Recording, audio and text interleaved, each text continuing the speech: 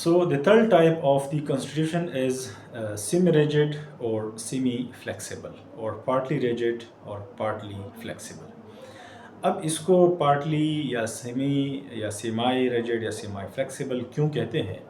اس کی وجہ یہ ہے کہ جس طرح ہم ریجڈ اور فلیکسیبل کو سمجھ گئے ہیں، تو اب اس سے آسان ہے سمجھنا کہ اس کے لیے نہ تو یو کے کی کنسٹیٹیوشن کی طرح آپ کو بہت آسانی کے ساتھ اس میں چینج کروانے کے لیے 1/3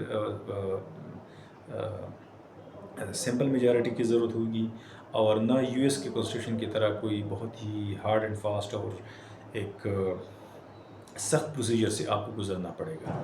اس کا مطلب یہ ہے کہ یہ ایک دونوں کی بیچوں بیچ کوئی ایک طریقہ کار ہے۔ سو فلیکسیبل یا سیمی فلیکسیبل یا پارٹلی فلیکسیبل، یہ اس لیے اس کو کہا جاتا ہے کہ سب سے پہلی بات تو یہ کہ اس کو صرف اور صرف فیڈرل پارلیمنٹ یعنی ہمارے جو قومی اسمبلی ہے اور سینٹ ہے، سو ان دونوں ہاؤسز کی ذمہ داری ہے یا ان کا یہ پاور ہے کہ کنسٹیٹیوشن کے اندر اس کو امینڈمنٹ کروائے۔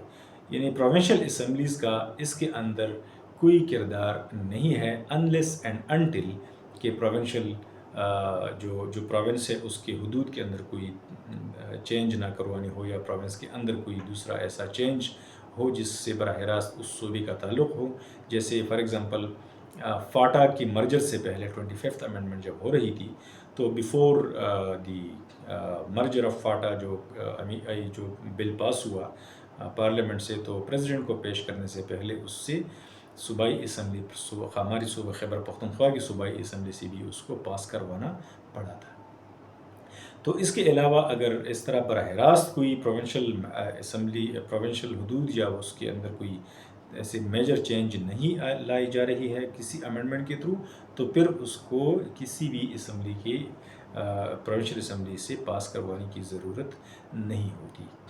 تو ایک تو یہ ہے کہ صرف فیڈرل پارلیمنٹ اس کو پاس کرتی ہے، لیکن دوسرا یہ ہے کہ اس کے لیے آپ کو میجارٹی جو ہے وہ 2/3 میجارٹی چاہیے دونوں ہاؤسز کی الگ الگ۔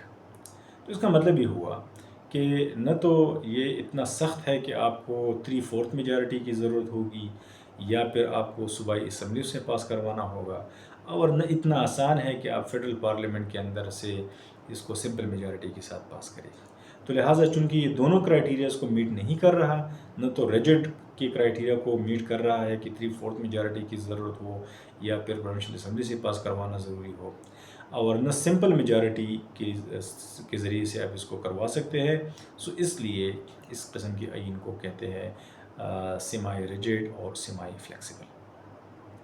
اب اس کی جو ایگزامپلز ہیں، so there are many examples, but India and Pakistan are the 2 best examples جن کو ہم کوٹ کر سکتے ہیں ایز ایگزامپل کے طور پہ، کہ یہ دونوں جو ممالک ہیں ان کی کانسٹیٹیوشنز کو آپ اسی طریقے سے امینڈ کروا سکتے ہیں۔ مطلب you need simple 2/3 majority in the both houses of the parliament.